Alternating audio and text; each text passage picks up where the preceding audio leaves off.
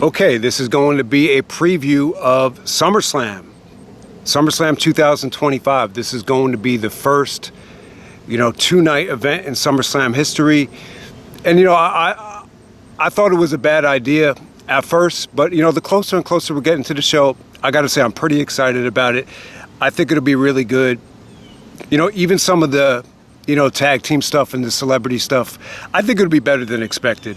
I think there's a lot of pressure, to sell tickets, number one. And I also think there's a lot of pressure for, especially Cody and Cena, to redeem themselves from WrestleMania.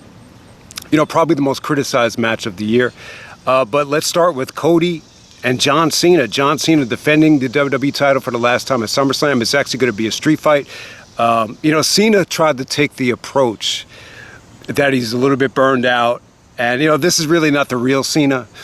That, he has a movie on Netflix coming up and he has too much shit to do and he's a little bit burned out from SummerSlam. So Cody actually made him sign the contract. So I thought it was cool. I think the match is going to be awesome, though. I think it's going to surprise a lot of people. I really think, I think Cena is going to turn babyface. I don't think Cody's going to turn heel. I think this is just going to be a war. And I think they're going to earn, they're both going to, shake hands. It's going to be a code of honor. Cody's going to earn Cena's respect. Cena's going to earn Cody's respect, that type of thing. And, I just think it'll be a much better match. I don't see The Rock coming out. I don't even see Travis Scott coming out. I think that's a thing of the past. But, yeah, it should be really good. I think this will surprise a lot of people. I actually think it will be match of the year, quality. I think it'll be that good. You got to keep in mind, I think Cena really does a good job of delivering in gimmick matches, street fights, I quit matches, last man standing matches, and I think it'll be dope, man. Really excited about it. I think, Cody's probably going to win the belt. I think they'll shake hands, and then I think Cena will turn babyface after that. I've enjoyed the Cena heel turn so far. I think the turn at Elimination Chamber, I think that was one of the best moments ever. I'm still glad that they did the turn. I think Cena's cut some good promos. But personally, I just think it's hard to really buy into Cena as a heel, especially at this stage. I've said it before. You had so many people that have let us down in the past, whether it be family members, whoever. Like taking personal shit out of the equation. I'm just talking about guys in the business. Even Austin, like walking out of the company. At the time, I felt like it let me down. And there's been so many other guys. Most of my heroes, most of the guys that I've looked up to are either dead or they're on the verge of being paralyzed. So Cena's been one of those guys that I think, you can look up to him like he's, the king of perseverance or, the closest thing we've seen to like a real Superman. So I would like for Cena to go out like on good terms. So I'm looking forward to the match. That's definitely, I think, going to be the match of the whole weekend. Okay, so with Punk and Gunther. So Gunther is defending the World Heavyweight Championship against CM Punk. It's a good matchup, man. I'm really looking forward to it. It should be very interesting, to see how they book it. And, it's Punk going up against, it feels like it's somewhat of a mismatch at this stage. And, Gunther did a really good job leaving Punk speechless. That, delusional about being the best in the world. He took that approach again. But Punk kind of left him speechless with comparing the legacies and, the Hall of Fame backgrounds.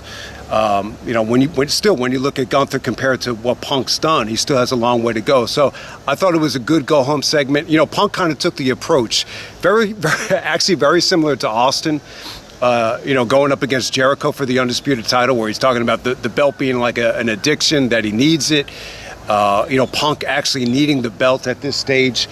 I would be very surprised, if Punk wins this match. Like, honestly, I will be shocked. But at the same time, I think, him winning the championship, either one of the championships, I think the WWE and even Punk himself will look at it like it's icing on the cake as far as the return goes. Now, let me just say this. I think in terms of him winning the belt here, I think if he somehow miraculously wins this match, I think it'll feel like he earned it a little bit more than the Hangman Page stuff at Double or Nothing, where, it was a complete disaster. He won the belt and then everything just went downhill from there. I think it'll feel like the opposite. But Yeah, man, I would just be surprised if Gunther loses in this spot. I really would. I think you could dish out, some nice matchups with Gunther. Gunther versus Roman, Gunther versus AJ. But at the same time, like if Seth is going to cash in the Money in the Bank down the road, it would make sense for it to be Punk. So I think it'd be cool. It should be interesting to see if it goes first. I hope it does not go first. I hope it goes last. I think that will be the right choice. But yeah, I'm looking forward to both title matches. I think Cena and Cody, the sense of urgency for that to deliver, I think is there. And they have the whole playground. They have the green light to work with. I think it'll be dope. And, with Punk and Gunther, it's a fresh matchup. I mean, it could be a little bit underwhelming. I hope it's not a squash. The fans would be really interesting too, especially in Jersey. Punk was actually quoted as saying, the fans in Jersey love me, which was sarcastic. So I don't know how the reaction is going to be, but it should be really interesting. I'm excited about both championship matches. No doubt about it. Cody and Cena is night 2. Punk and Gunther, it could main event night 1. Maybe they might have Roman main event. We'll have to wait and see. So some of the other matches, I'll try to go through this shit off the top of my head. AJ Styles and Dominic Mysterio. I think the build has been a lot of fun, man. AJ's kind of found like a new gimmick. Being like a custodian. Then he was like a CPR guy. Dominic, basically just, putting pressure on him, to get cleared by the doctors. It's been a really cool storyline. It's been really, really interesting. Man. You would think because it's SummerSlam, somebody would turn heel. Last year we had the Dominic and, siding with Liv. That type of thing. So, there's a lot of possibilities for people to turn, or wrestlers to turn heel this weekend. Maybe Cody, maybe Punk. I think, even like a Dominic Mysterio face turn, might be a possibility, especially with the stuff with him and Finn Balor. The Judgment Day has been heavily involved, in this feud. But honestly, man, you would like to see AJ have a more serious opponent. But really, it's about making Dominic Mysterio more of a threat. I'd like to see AJ win the IC title, and then maybe for Dom to win it back. And what will be really out of the box? And I don't think they're going to do this, but, maybe AJ, replaces Dom in the Judgment Day, becomes the IC champion, and then you could actually have him, go after Punk. That's just something to play with. It seems far-fetched, but come on, man. AJ Styles, CM Punk. You definitely want to see it down the road. Okay, for the U.S. title, you got Solo Sikoa taking on Jacob Fatu in a steel cage. It should be pretty damn awesome. Because Fatu has a history of being in jail. It makes a lot of sense. You're going to get a ton of interference. Fatu is going to be awesome here. Usually, steel cage matches, I think they tend to favor the heel in most situations, but there are times where it does favor the babyface. So I would expect, Fatu to get a big, over-the-top victory here. I think it should be a dope matchup. I think it should be one of the best steel cage matches we've seen in a long time. And I definitely think it would be an upgrade from, Solo Sikoa's performance last year at SummerSlam, where I think it was a little bit above his head, the spot that he was in. But this should definitely be an awesome steel cage match. Okay, so some of the tag matches on the show. So Roman is going to be teaming up with Jey Uso to take on Braun Breaker and Bronson Reed.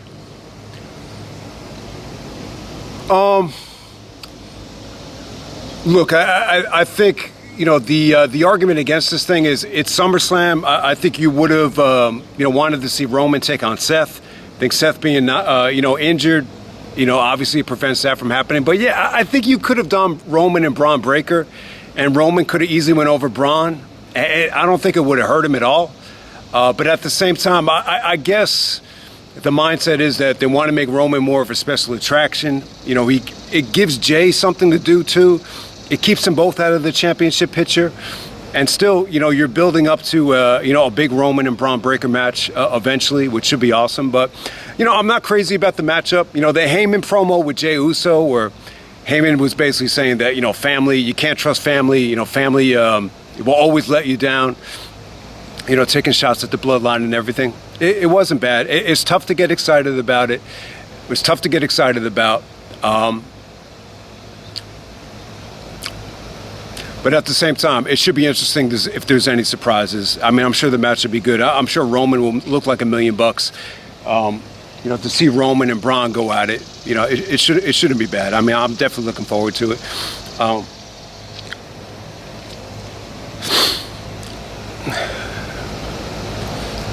Okay, what else we have on the show? You have Logan Paul.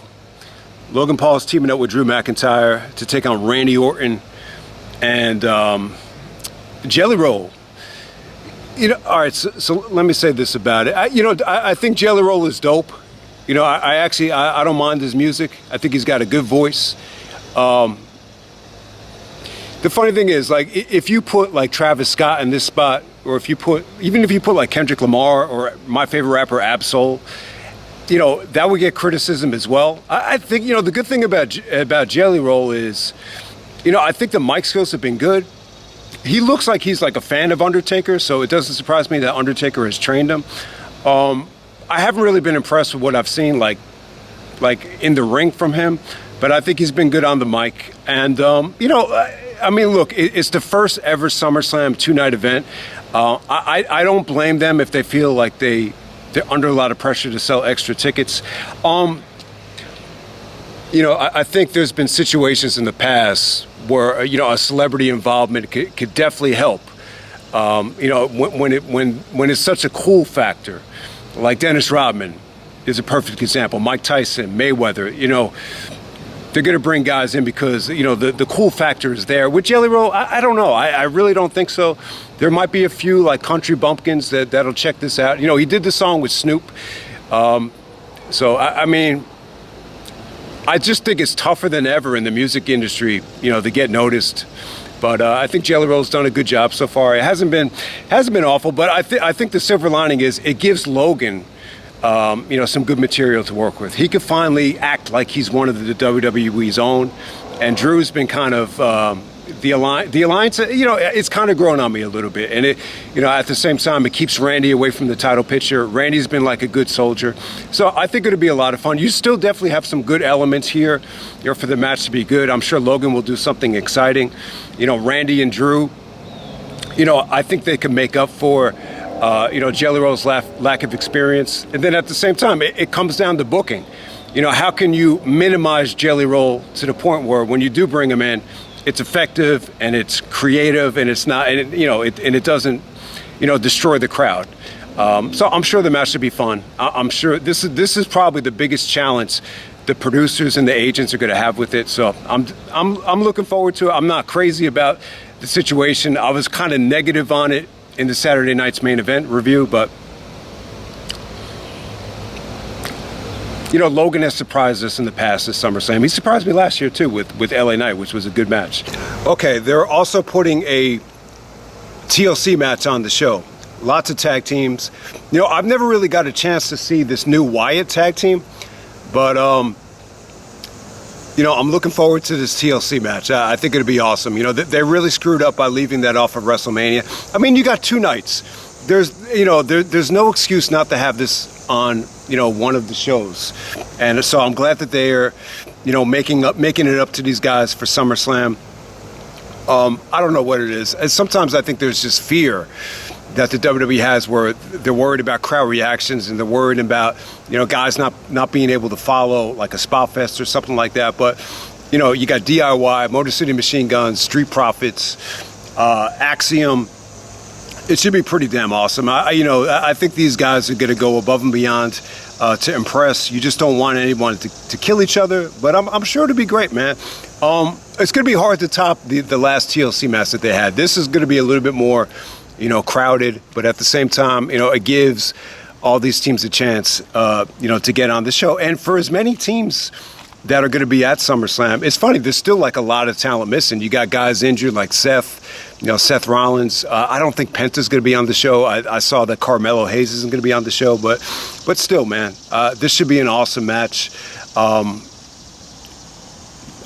would say it's probably like one of the more important TLC matches because you got all these guys that have been deprived of being on a premium live event, for years. And it's finally here. Even Gargano and Ciampa, I know that was Gargano's hometown last year. So this is a good way to make it up to them. I mean, I'm really excited about the match. I think besides the championship matches, this should be the match that I think a lot of people are, most looking forward to. So, talking about the women's matches, we got Naomi taking on Rhea Ripley and Io Sky. I think the problem with this is I just don't think there's any way they could top, the WrestleMania match. I like Bianca a lot more than Naomi. I still think the match would be good. Obviously, you know what Rhea and Io Sky could do. I'm sure the match would be really, really good. I just don't think it's going to top, the magic that, was created at WrestleMania. But, obviously, I think, Naomi is easily going to win this match. She just won the Money in the Bank, so I think she'll obviously win this thing. I think, if you look at the schedule, it makes all the sense in the world to have Naomi pin Io Sky, and then you set up Naomi and Rhea Ripley, for Australia, which is in October at Crown Jewel. So it's probably the most predictable, match at SummerSlam. I still think it'll be good. I'm looking forward to it. Tiffany Stratton taking on Jade Cargill. Look, man, when Jade came to WWE, I was really excited. I'm still excited, man. I mean, she's just a perfect specimen. She's a sight to see. Even if the matches aren't great, you still want to see her. I think Tiffany's going to retain here. I think Naomi's going to retain. So I think the idea of Naomi and Jade coming out of SummerSlam, both champions, I just see that kind of unlikely. But I definitely see Tiffany Stratton going over. But this should be a hell of a challenge for Jade because I can't see this being short. Unless they're going to have Jade win. I mean, that's the only way I could see this being like 5 minutes. So this should definitely be the biggest test of Jade's career. But, give it up to Tiffany Stratton. She was able to survive Charlotte and Trish. But this is a different challenge, a different specimen. So definitely looking forward to it. I think it'll be okay. I don't think it'll be great. There's a lot of matches on here that I'm a little bit skeptical about. But I think there's a lot of stuff that could surprise people, and I think this is one of them. Okay, Lyra Valkyria challenging Becky Lynch for the Women's Intercontinental Championship. Look, man, all of their matches have been really good so far. I mean, they had the match of the night at Backlash. They even had another great match. Was it at Money in the Bank? I mean, you have back-to-back shows where they stole the show. This is the Anything Goes rubber match, the last match of the trilogy. I'm expecting Lyra Valkyria to win. But look, the two Irish girls, they're both feisty, they're both vicious, and they're both good in the ring. They both know each other like sisters. It should be a really, really good match. I just think it'll be, for as good as the last two matches were, I definitely think, this should exceed both of them. I really don't think their matches had the kind of pressure that a match of the night would usually have. So definitely looking forward to it. I like Lyra Valkyria. I think there's something very genuine and very healthy about her. And shout out to Becky Lynch too. I saw her in Happy Gilmore, and I think she did a good job. And shout out to MJF too. I thought he was awesome in Happy Gilmore too, to be exact. Am I missing anything? All right, they're going to put Charlotte and Alexa Bliss together to take on the Judgment Day of Roxanne Perez and Raquel. To me, this is probably the weakest match. It probably is going to end up being the weakest match of the whole weekend. But from a marketing standpoint and from in terms of selling tickets, you want to have Charlotte on the show. Alexa is always going to get people interested. And it gives Roxanne a chance to go out there and show what she could do. I mean, it's tough to get excited about. I could see Charlotte and Alexa, winning the belts here because, this stuff with Liv Morgan, you might get to see Liv make a big return and, get a revenge on Roxanne. That's the most interesting thing I could say about it. But I don't know. I mean, it does seem like there's a lot of, like, women's matches, but I don't think they're going to be, like, bad. One match I forgot to talk about is actually Sami Zayn and Karrion Kross. I think big match for both guys. Sami went over at Night of Champions. I think Kross actually beat Sami on Raw recently, which felt a little bit underwhelming. I think this is a big spot for both guys. You want to, Sami probably needs to win. If he's ever going to win the championship within the next year or whatever, I just think it's a big match in terms of, getting Sami back on track. Kevin Owens is another guy. I forgot to mention him. Him not making it back for SummerSlam. I think that kind of, it's a little bit of a blow. It'd be cool for Kevin to kind of unite with Sami in this spot.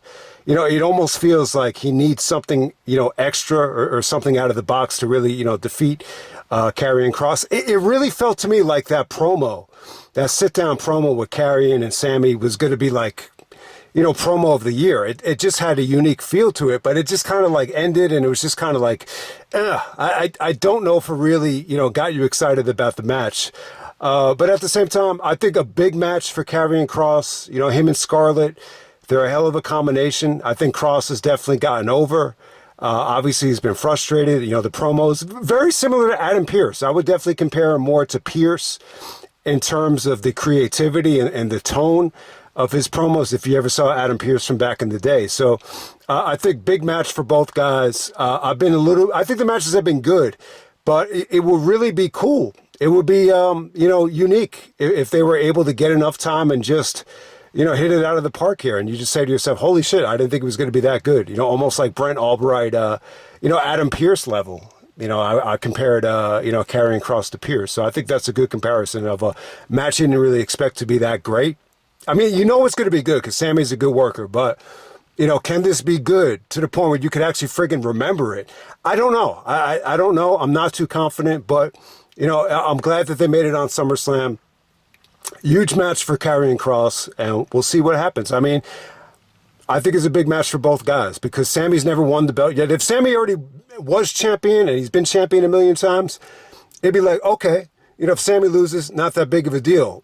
But, you feel like if Sami loses here, it would kind of, be a little bit of a roadblock for him. So definitely looking forward to it. It should be interesting to see how they handle this one. Yeah, so overall, I think the WWE is actually under a lot of pressure, to deliver here. I think the year has been pretty damn good. I don't think it's been great. I think my biggest problem is that the premium live events, I just feel like they need more talent. I think they need to feel a little bit more complete.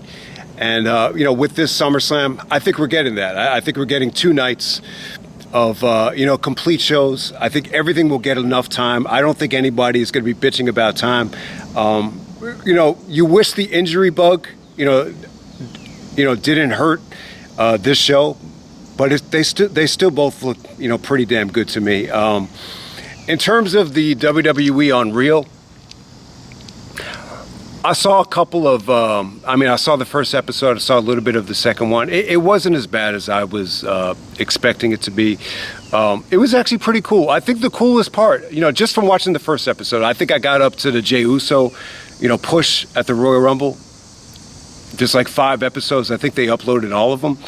But I would say this, I think the stuff with, you get to see Abyss as a producer and going by the name of Chris Park. So it was cool to see Abyss, without the mask on and see the real person. And so that was really cool. And then Triple H really went in depth about the stuff with Punk. And, he admitted that, they were trying to bring him back at one point, and then it was like, still the same guy. And he talked about the ups and downs in the relationship. And, they even took it to Survivor Series where they finally made up. So it wasn't the worst thing in the world.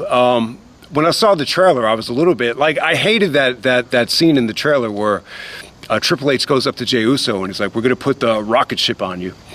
I don't know. But it was pretty cool, man. It was pretty well produced. It wasn't, it actually kept me entertained, the first episode, and there's actually 5 more episodes. But yeah, man, this is SummerSlam. this weekend. Hope everybody enjoys it.